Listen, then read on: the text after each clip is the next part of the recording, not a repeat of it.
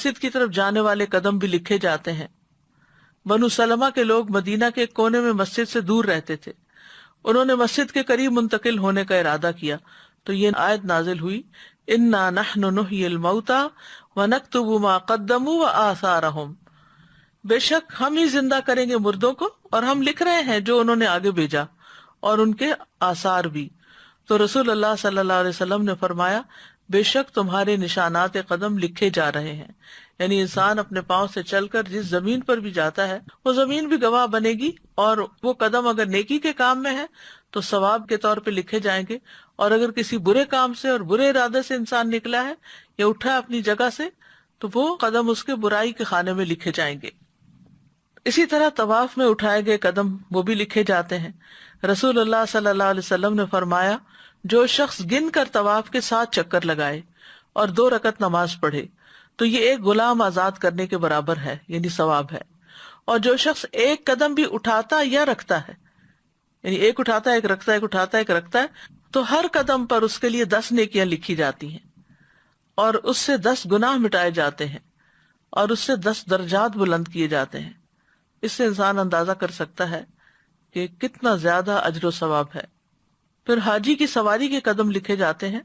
نبی صلی اللہ علیہ وسلم نے فرمایا، جب تم اپنے گھر سے بیت الحرام کے ارادے سے نکلتے ہو تو تمہاری اونٹنی کوئی قدم نہیں رکھتی اور نہ اسے اٹھاتی ہے، مگر اللہ تعالیٰ اس کے ساتھ تمہارے لیے ایک نیکی لکھ دیتا ہے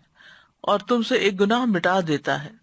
یعنی حاجی سفر پر ہی نکلتا ہے، اپنا ایک قدم اٹھاتا ہے، سواری پر بیٹھتا ہے، تو بظاہر تو یہ انسان کہتا ہے کہ میرا پتہ نہیں کیا ثواب ہے کیا نہیں، میں تو سواری پر بیٹھا ہوا ہوں، لیکن اس کا بھی اجر بتا دیا گیا کہ اگر وہ اللہ کے کام کے لیے نکلتا ہے، بیت الحرام کی طرف نکلتا ہے، تو جو قدم سواری اٹھاتی ہے اس ہر قدم کے لیے نیکی لکھی جاتی ہے۔ پھر اسی طرح سلام کرنا اور سلام کا جواب دیا جانا، اس میں بھی انسان کے لیے نیکیاں لکھی جاتی ہیں۔ سہل بن حنیف کہتے ہیں کہ رسول اللہ صلی اللہ علیہ وسلم نے فرمایا، جس نے السلام علیکم کہا اس کے لیے 10 نیکیاں لکھی جائیں گی، جس نے السلام علیکم ورحمۃ اللہ کہا اس کے لیے 20 نیکیاں لکھی جائیں گی، اور جس نے السلام علیکم ورحمۃ اللہ وبرکاتہ کہا اس کے لیے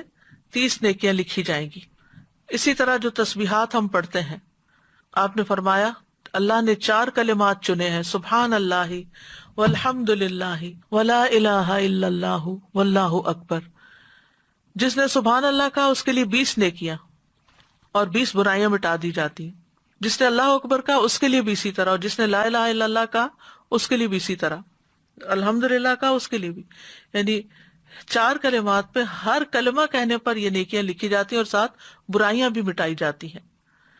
اسی طرح گھر والوں پہ خرچ کرنے اور مریض کی عیادت کرنے کا ثواب بھی لکھا جاتا ہے۔ رسول اللہ صلی اللہ علیہ وسلم نے فرمایا، جو شخص اللہ کی راہ میں اپنی زائد چیز خرچ کر دے تو اس کا ثواب 700 گنا تک ہوگا۔ تو اگر ضرورت کی چیز خرچ کرے تو کتنا زیادہ ثواب ہوگا۔ اور جو اپنی ذات پر اور اپنے اہل خانہ پر خرچ کرے، یا کسی بیمار کی عیادت کرے، یا کسی تکلیف دہ چیز کو راستے سے ہٹا دے تو ہر نیکی کا بدلہ اس کے مثل 10 نیکیاں ہوں گی۔ اسی طرح جانور کی خوراک کے دانے کے بدلے نیکی لکھی جاتی، یعنی اگر آپ میں سے پرندے ہیں وہ ہو گئے، یا ویسے آپ نے کوئی جانور پالے ہوئے ہیں تو جو بھی چارہ ان کو کھلاتے ہیں ہر دانے کے بدلے نیکی لکھی جاتی ہے۔ روح بن زمبا کہتے ہیں کہ ایک مرتبہ وہ تمیم داری کے ہاں ملاقات کے لیے گئے، وہاں پہنچ کر دیکھا کہ وہ خود اپنے گھوڑے کے لیے جو کے دانے صاف کر رہے ہیں، حالانکہ ان کے اہل خانہ بھی وہیں تھے۔ روح ان سے کہنے لگے، کیا ان میں سے کوئی یہ کام نہیں کر سکتا، انہیں گھر والے نہیں کر سکتے؟ تمیم نے فرمایا، کیوں نہیں، لیکن بات یہ کہ میں نے رسول اللہ صلی اللہ علیہ وسلم کو فرماتے ہوئے سنا کہ جو مسلمان اپنے گھوڑے کے لیے جو کے دانے صاف کرے پھر اسے وہ کھلا دے تو اس کے لیے ہر دانے کے بدلے میں ایک نیکی لکھی جائے گی۔ پھر اسی طرح اللہ کے راستے میں رکھے گئے جانور کے آثار لکھے جانا۔ پہلے زمانے میں تو ظاہر ہے کہ جانوروں کے اوپر سواری کی جاتی تھی، آج کے دور میں گاڑیاں ہیں، تو اسی اعتبار سے جو شخص نیکی کے کاموں کے لیے اپنی سواری رکھتا ہے تو اس کے لیے اسی طرح اجر ہے۔ پھر اسی طرح لوگوں کو معاف کرنا لکھا جاتا ہے۔ رسول اللہ صلی اللہ علیہ وسلم نے فرمایا، تم سے پہلے آدمیوں میں سے ایک آدمی کا حساب لیا گیا تو اس کے پاس کوئی نیکی نہیں تھی، مگر یہ کہ وہ لوگوں سے لین دین کیا کرتا تھا، وہ مالدار آدمی تھا، اپنے غلاموں کو حکم دیتا کہ وہ تنگ دست سے درگزر کریں، یعنی جو حالات تنگ ہے، نہیں دے سکتا قرضہ، واپس نہ دے، یا کوئی چیز خریدنا چاہتا ہے اور پیسے نہیں ہے اس کے پاس، تو اس کو چھوڑ دیں، آدھے چھوڑ دیں، پورے چھوڑ دیں۔ اور اللہ تبارک و تعالیٰ نے فرمایا ہم اس بات کے زیادہ حقدار ہیں کہ تم بھی اس سے درگزر کرو،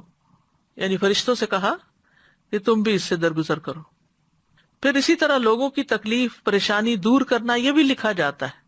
رسول اللہ صلی اللہ علیہ وسلم نے فرمایا جو شخص کسی مسلمان کی کسی پریشانی کو دور کرتا ہے اللہ تعالیٰ قیامت کے دن اس کی پریشانی کو دور کرے گا، اور جو کسی مسلمان کی پردہ پوشی کرتا ہے اللہ تعالیٰ قیامت کے دن اس کی پردہ پوشی فرمائے گا، یعنی اس کے عیب ظاہر نہیں کرے گا۔ اس لیے بہت ضروری ہے کہ انسان دوسروں کی غیبت نہ کرے، دوسروں کی عیب جوئی نہ کرے، دوسروں کی برائیاں کسی اور کے سامنے ظاہر نہ کرے۔ پھر راستے سے تکلیف دہ چیز ہٹانا، رسول اللہ صلی اللہ علیہ وسلم نے فرمایا جس نے مسلمانوں کے راستے سے تکلیف دہ چیز ہٹائی، کوئی فرنیچر ہے، کوئی اینٹ پتھر ہے، کسی قسم کی کوئی بھی چیز، اللہ اس کے لیے ایک نیکی لکھے گا، اور جس کے لیے اللہ نیکی لکھ دیتا ہے اسے اس کی وجہ سے جنت میں داخل کر دیتا ہے۔